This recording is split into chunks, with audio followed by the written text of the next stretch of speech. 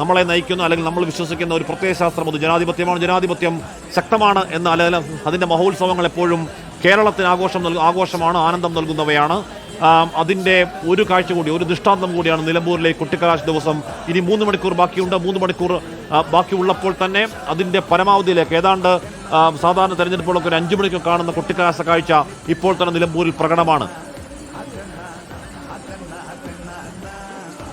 Vipin C Vijayan ചേരുന്നു വിവരങ്ങളുമായി. വിപിൻ, പല വിഷയങ്ങൾ, എത്രയെത്ര വിഷയങ്ങൾ നമ്മൾ ഈ ദിവസങ്ങൾ ചർച്ച ചെയ്തു. പക്ഷേ ഏതെങ്കിലും ഒരാൾ നമ്മൾ അവിടെ ഉണ്ടായിരുന്ന ദിവസങ്ങളിൽ ഏതെങ്കിലും ഒരു നിലമ്പൂരിലെ സാധാരണ പ്രവർത്തകൻ നമ്മൾ ഈ ചർച്ച ചെയ്ത വിഷയം, ഇപ്പോൾ ജമാഅത്തെ ഇസ്ലാമി ആവട്ടെ, മലപ്പുറത്തെ അധിക്ഷേപിച്ചത് ആനന്ദാവട്ടെ, ക്ഷേമ പെൻഷൻ ആവട്ടെ, ഏതെങ്കിലും ഒരു സാധാരണ ആൾ നമ്മുടെ തോന്നുന്നു ഇതിലെ ഒരു രാഷ്ട്രീയമാനത്തോടെ സംസാരിച്ചത് എൻ്റെ ഓർമ്മയിലില്ല.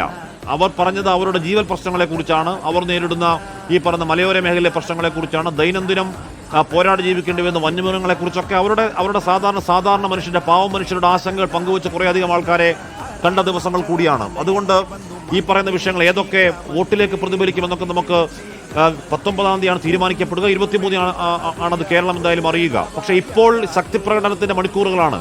പരമാവധി ശക്തി ആർക്ക് എന്ന് കേരളത്തെ ബോധ്യപ്പെടുത്താനുള്ള ശ്രമത്തിലാണ് മുന്നണികൾ. വിപിൻ,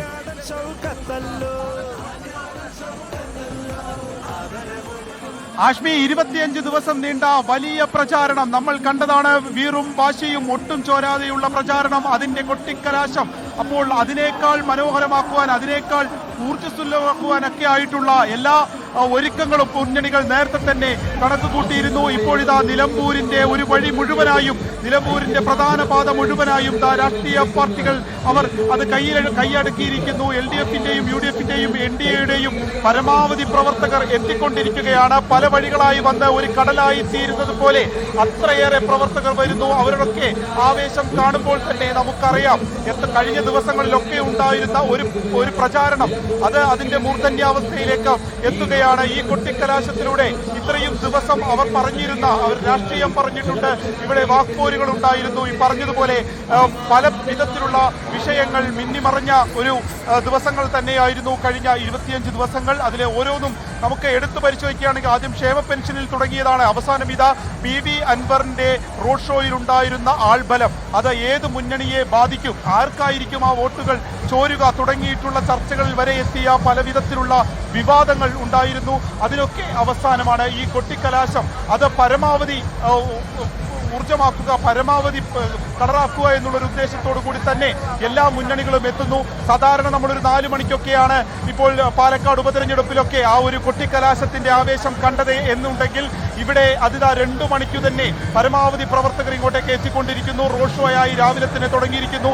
നിലമ്പൂരിനെ സംബന്ധിച്ച് ഇതിനു മുൻപ് ഇത്തരത്തിലുള്ള ഒരു ഉപതെരഞ്ഞെടുപ്പിന്റെ ചരിത്രമില്ല. ഇത്തരത്തിൽ ഒരു സജീവമായിട്ടുള്ള ഒരു പ്രചാരണം അവർ കണ്ടിട്ടില്ല. ഇപ്രാവശ്യം അത് കൊണ്ടും കൊടുത്തുമുള്ള ഒരു വാശി എന്നുള്ളത് പറയാം. ആര്യടൻ ഷൗക്കത്തായിരിക്കും സ്ഥാനാർത്ഥി എന്ന് ആദ്യമുണ്ടായിരുന്നു. പിന്നീട് അത് BS ജോയി എന്നുള്ള 2 പേരിലേക്ക് വന്ന് 2 പേർ അവസാന നിമിഷം വരെ നിന്നു. അതിൽ നിന്ന് ആര്യടൻ ഷൗക്കത്തായപ്പോൾ പിന്നീടുള്ള എല്ലാ സസ്പെൻസും അത് LDF ക്യാമ്പിനായിരുന്നു. LDF-ന്റെ ഏത് സ്വതന്ത്ര സ്ഥാനാർത്ഥിയായിരിക്കും എത്തുക എന്നുള്ളത് ശങ്കിച്ചൊക്കെ നിൽക്കുമ്പോഴാണ് വർഷങ്ങൾക്ക് ശേഷം അരിവാൾ ചുറ്റിക നക്ഷത്രത്തിൽ വോട്ട് ചെയ്യുന്നതിന് വേണ്ടിയിട്ടുള്ള ഒരു അവസരം ഒരുക്കിക്കൊണ്ട് പാർട്ടി M സ്വരാജിനെ, അവരുടെ സംസ്ഥാന സെക്രട്ടേറിയറ്റ് അംഗത്വത്തിന്റെ അവരുടെ ഏറ്റവും കരുത്തരായ നേതാവിനെ തന്നെ ഈ ഒരു മണ്ഡലത്തിലേക്ക് ഇറക്കി ഒരു മണ്ഡലം പിടിച്ചു നിർത്താൻ, ഇത് 2 വട്ടം കിട്ടിയ മണ്ഡലം അതുപോലെ തന്നെ പിടിച്ചു നിർത്താനുള്ള ഒരു ശ്രമം നടത്തുന്നത്.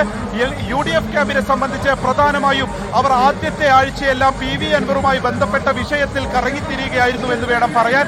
ആദ്യം കൺവെൻഷനുകളൊക്കെ നടത്തി, ആദ്യം സജീവമായി എന്നുണ്ടെങ്കിലും പിന്നീട് നമ്മൾ കണ്ടത് ആ ഒരു ഒറ്റ വിഷയത്തിൽ അൻവർ UDF-ലേക്കുണ്ടോ, അൻവർ മുന്നണിയുടെ ഭാഗമാകുമോ, അൻവർ പിണങ്ങിയാൽ അത് എങ്ങനെയായിരിക്കും, അതിൽ രാഷ്ട്രീയ നേതാക്കളുടെ വാക്പോര്, അത് പിന്നീട് VD സതീശനിലേക്ക് മാത്രം ചുരുങ്ങുന്നു. അവിടെ UDF-ന്റെ ഉള്ളിൽ ഭിന്നത തുടങ്ങിയിട്ടുള്ള കാര്യങ്ങളിൽ മാത്രമായിരുന്നു. പക്ഷേ ആദ്യത്തെ ആഴ്ച കഴിയുകയും PV അൻവർ മത്സരിക്കാൻ തീരുമാനിക്കുകയും ചെയ്തത് മുതൽ അവർ രാഷ്ട്രീയമായി തന്നെ അതിനെ പ്രതിയോഗിച്ചു. ഒപ്പം തന്നെ അത് LDF UDF മത്സരമാക്കി തീർക്കുന്നതിന് വേണ്ടി അത് PV അൻവറിനെ പാടെ അവഗണിക്കുക, PV അൻവറിന് മറുപടിയില്ല എന്നതിലേക്ക് UDF ക്യാമ്പ് എത്തുകയും ചെയ്തു. അവർ ഇവിടുത്തെ വന്യമൃഗശല്യം ഒപ്പം തന്നെ രാഷ്ട്രീയമായി ഈ സർക്കാരിനെതിരെയുള്ള ഒരു വിലയിരുത്തലാകും, ഒരു ഭരണവിരുദ്ധ തരംഗമുണ്ട് എന്നുള്ളത് UDF വിശ്വസിക്കുന്നു.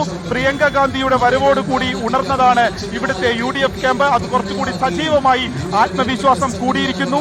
അതുകൊണ്ട് തന്നെ ആ ഒരു തരത്തിൽ 15,000-ത്തിലധികം വോട്ടുകൾ ലഭിക്കുമെന്നുള്ളതാണ് ഇന്ന് പ്രതിപക്ഷ നേതാവ് പറഞ്ഞത്.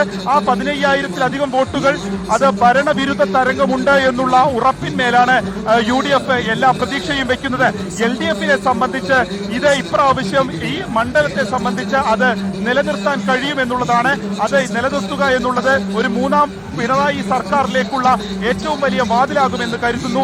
അതിനവർ കരുതുന്നത് വ്യക്തിപ്രഭാവമാണ്. അത് എം സ്വരാജിന്റെ വ്യക്തിപ്രഭാവം വോട്ടായി മാറുമെന്നുള്ളത് കരുതുന്നു. ഒപ്പം തന്നെ പാർട്ടി വോട്ടുകൾ PV അൻവറിലേക്ക് പോകും, അല്ലെങ്കിൽ അനുഭാവി വോട്ടുകൾ PV അൻവറിലേക്ക് പോകും എന്നുള്ളത് കൂടി മുൻകൂട്ടി കണ്ടുകൊണ്ടാണ് ആ വഴികളെല്ലാം അടച്ച് എം സ്വരാജിനെ തന്നെ സ്ഥാനാർത്ഥിയാക്കിയിരിക്കുന്നത്.